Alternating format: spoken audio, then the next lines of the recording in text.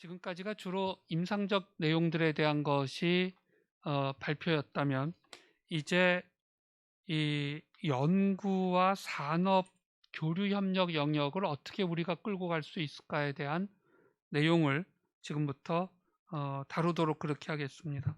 한반도 건강 안보와 생명 건강권 보호를 위한 원헬스 연구, 임상, 산업, 교류 협력 준비라는 제목으로 박상민 교수님께서 발표해 주실 텐데요. 박상민 교수님은 서울대학교 의과대학 가정의학교실 교수시면서 의과학과 건강 데이터 사이언스 랩 교수로 현재 재직 중이십니다. 통일의학센터 부소장 일을 하고 계시면서 또한 저희 통일보건의료학회의 학술이사로 지금 수고하고 계십니다. 국회 대북정책 거버넌스 자문위원회 보건의료 자문위원, 또 대통령 직속 4차 산업혁명위원회 디지털 헬스케어 특별위원과 같은 역할들을 그동안 해오셨습니다. 예, 박상민 교수님 부탁 올립니다. 네, 안녕하세요. 오늘 의미 있는 날에 또 우리 학회에서 한반도 건강 안보와 생명권 보호를 위한 원헬스 연구 임상 산업 교류 협력 준비에 대한 발표를 기해 주셔서 감사드립니다. 건강과 질병에 대한 세계의 대응은 크게 안보적 측면과 인권적 측면이 있습니다. 건강권과 관련된 부분은 그전에 친숙했지만 최근에 원래 건강 안보 이슈는 코로나 감염병 위기 전에는 좀 자연스럽지 않은 개념이었지만 지금은 전 세계적 건강 안보의 중요성이 대두되면서 우리한테도 감염병을 확산하고 저지하고 통제하는 데 있어서 건강 안보가 국가 안보의 중요한 이슈라는 것이 널리 알려지고 있습니다. 이 건강 안보 이슈는 국제 보건 의료 원조의 흐름하고도 상당히 역할이 관계가 크고 특히 북한 내의 보건 의료 ODA의 흐름하고도 영향을 많이 줍니다. 대북 보건 의료 지원의 전반적 경향은 남북 직접 교류 협력과 관련된 부분뿐만 아니라 국제사회의 개발 지원과 인도적 지원의 큰 흐름으로 섹터별로 파악을 해야 할 부분들이 있습니다. 보통 글로벌 헬스에 관련된 재원의 흐름은 이 그림에서 보여주듯이 돈을 누가 주는가, 또 어떤 경유를 채널링해서 가는가, 그리고 해당 나라에서 실행을 정부 기구와 비정부 기구에서 어떻게 실행을 하는가로 나뉘어지게 됩니다. 북한 같은 경우는 통제가 그래도 보건성 산하에 이 보건의료 산업과 사업과 관련된 통제가 강하기 때문에 NGO의 역할은 제한돼서 오히려 실행적 측면은 오히려 심플합니다. 가장 중요한 부분이 어떤 기구를 경유해서 대북보건의료 관련된 원조가 진행되는가인데 보통 양자기구와 다자기구와 NGO 파운데이션의 세 축 중에 최근에 유엔 안보리 대북 제재와 관련된 부분으로 가장 중요한 역할을 하는 부분은 다자기구입니다. 다자기구 중에 유엔 산하기구와 또 유엔 밀레니엄 골 달성을 위해서 2000년대 초반에 새롭게 구성된 글로벌 헬스 이니셔티브가 가장 중요한 역할을 시행을 하고 있습니다. 유엔 기구와 관련된 부분은 주로 통일부의 남북 협력 기금을 활용한 대북 보건의료 지원 교류 협력의 주요 창구입니다. 보시면 유니세프나 또는 WHO 같은 기구들은 각 나라의 필수 분담금 외에 넌코어 컨트리뷰션이라고 해당 나라의 특정 산업에 꼭지를 져서 지원하는 금액들이 상당히 많은 재원의 흐름에 그 분유를 차지하고 있습니다. 근데 이런 그 통일부의 남북 협력 기금과 관련된 부분이 유니세프, WHO, WFP 같은 경우로 북한의 식량 지원이나 모자 보건 사업이나 영유아 사업에 많이 지원이 됐지만 이 부분도 북핵 갈등 이후에 2015년 이후에는 많이 제한되고 중단되어 있는 부분이 또 제한점이라고 할 수 있겠습니다. 또 하나 중요한 북한 보건의료 지원의 흐름 중 하나는 예방접종을 담당하는 세계 백신 연합 그리고 결핵 말라리아 지원을 담당하는 글로벌 펀드가 중요합니다. 이런 글로벌 헬스 이니셔티브 같은 경우는 특정 질병이나 일부 질병군에 집중하여 대체적으로 감염병 질환과 관련된 부분으로 사업이 진행이 됩니다. 세계 백신 연합은 예방접종, 글로벌 펀드는 결핵 말라리아인데 이 두 기구의 특징은 공역으로부터의 펀드레이징 단계와 또 파트너 국가의 지원 단계가 분리가 되어 있습니다. 이 분리가 되어 있고 또 하나 중요한 측면은 파트너 국가에게 재원 지원을 지속할 때는 성과 기반의 재정 지원의 정책을 활용합니다. 만약에 퍼포먼스가 떨어지면은 재정 지원을 중단하기도 합니다. 이런 그 글로벌스 이니셔티브와 관련된 기구는 북한에 꼭지를 져서 재정 지원을 하기가 어렵기 때문에 통일부의 남북 협력 기금을 활용하기는 어렵고 외교부의 국제질병퇴치기금에서 보통 지원이 됩니다. 보통 여러 선생님들이 국제항공권 살 때 1,000원씩 내는 그 기금을 모아서 세계 백신 연합과 글로벌 펀드에 보통 지원을 하게 됩니다. 그러면 그동안 국제기구의 대북보건의료 지원의 경향의 흐름을 살펴보면은 1910년도 이후에는 글로벌 펀드와 가비, 세계 백신 연합과 관련된 비중이 점차 커지고 있습니다. 그래서 2017년 그리고 최근까지도 이 두 기구가 차지하는 대북보건의료 지원의 비중이 한 50%를 육박하고 또 어떤 경우는 넘는 경우를 보이고 있습니다. 과거에는 여러 유엔 산하기구, 우리 남북협력기금을 토대로 한 유엔 산하기구의 비중이 컸지만 최근에는 결핵 말라리아와 관련된 글로벌 펀드와 예방접종 관련된 세계 백신 연합의 비중이 점차 더 커지고 있는 현황을 보이고 있습니다. 이런 내용들은 그 건강과 질병에 대해서 세계가 어떻게 재원을 배분하는가하고도 직결이 됩니다. 이 영국의 다자기구에 재정 지원하는 사례를 살펴보면은 가로축, X축 같은 경우는 해당 기구가 영국 정부의 국익에 얼마나 잘 부합하는가, 그리고 Y축은 해당 기구의 강점이 어떤가를 살펴봤을 때 세계 백신 연합이나 또 세계 기금 같은 경우는 국익에도 잘 부합을 하고 또 각 기구의 강점도 잘 나타내는 것으로 보여집니다. 이런 두 기구가 모두 감염병 관리와 관련된 건강 안보와 직결되어 있는 기구라고 보여집니다.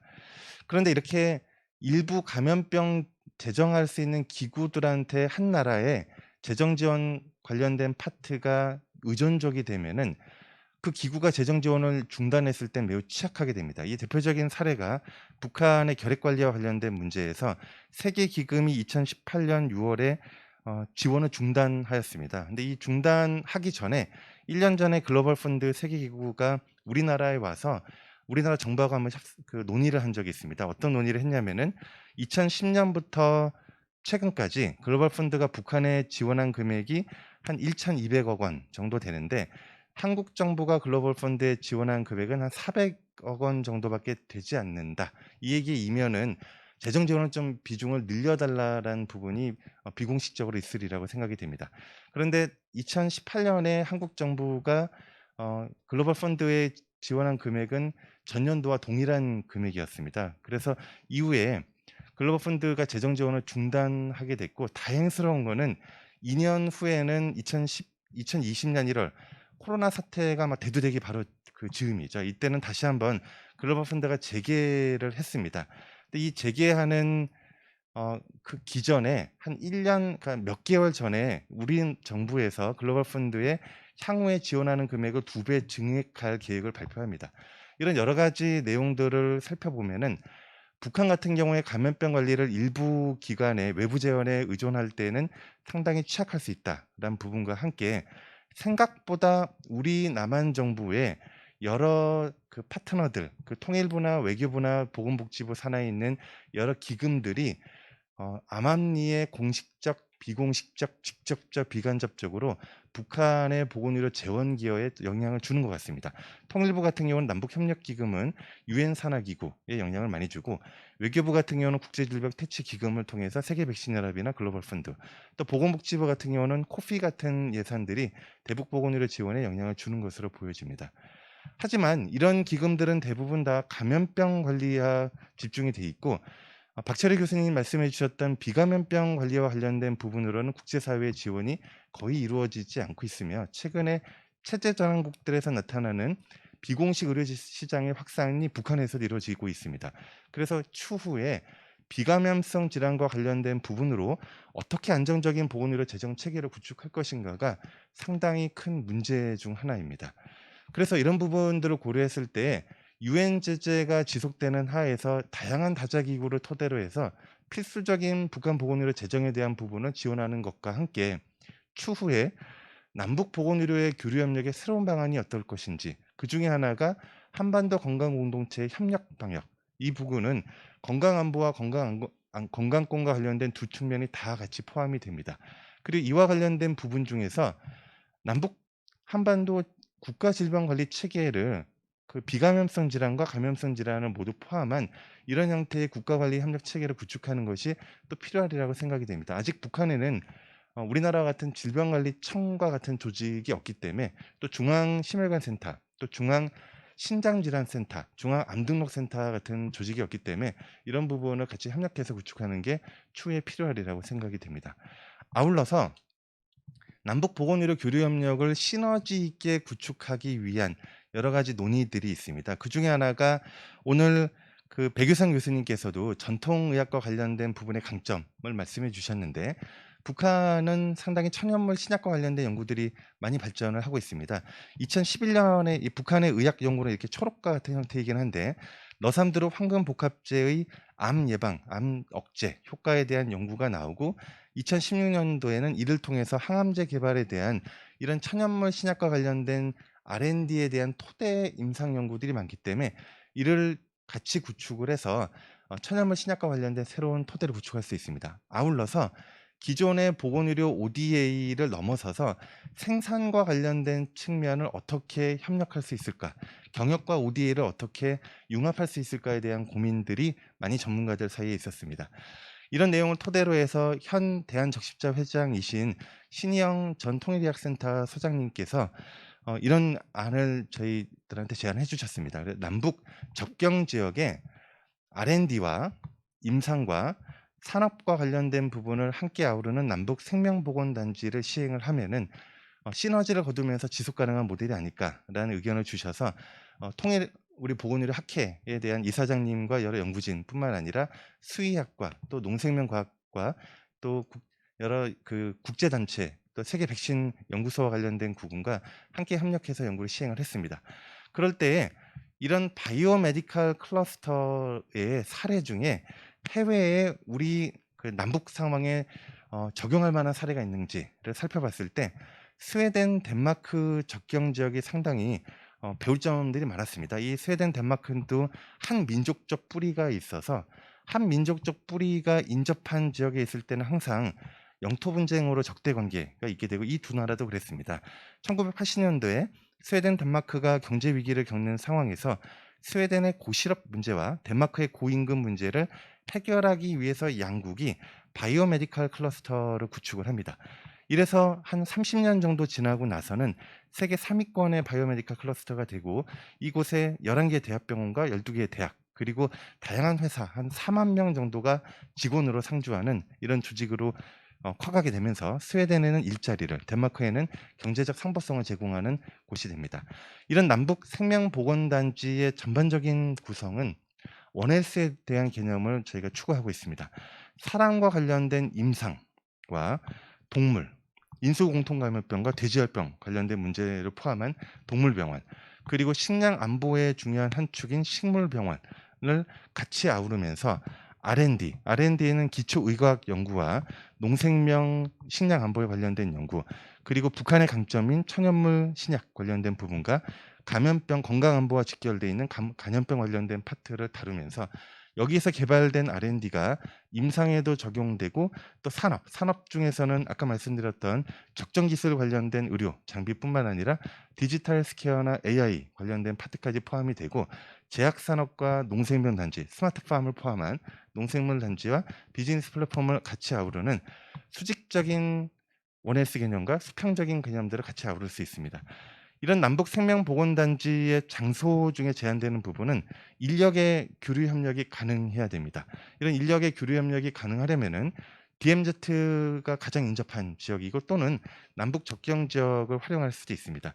이런 DMZ 내에서는 남한에서의 단지와 북한에서의 단지가 있고, 이 사이를 교류할 수 있는 평화 브릿지의 형태로 자유로운 인력 교류에 해당하는 부분을 공항의 우리 시스템을 활용하면 입출입과 관련된 부분으로 그 공간 내에서는 어느 정도의 통제된 인력 교류의 자유로운 협력이 가능하기 때문에 이런 모델도 구상 가능하리라고 생각을 하고 있습니다.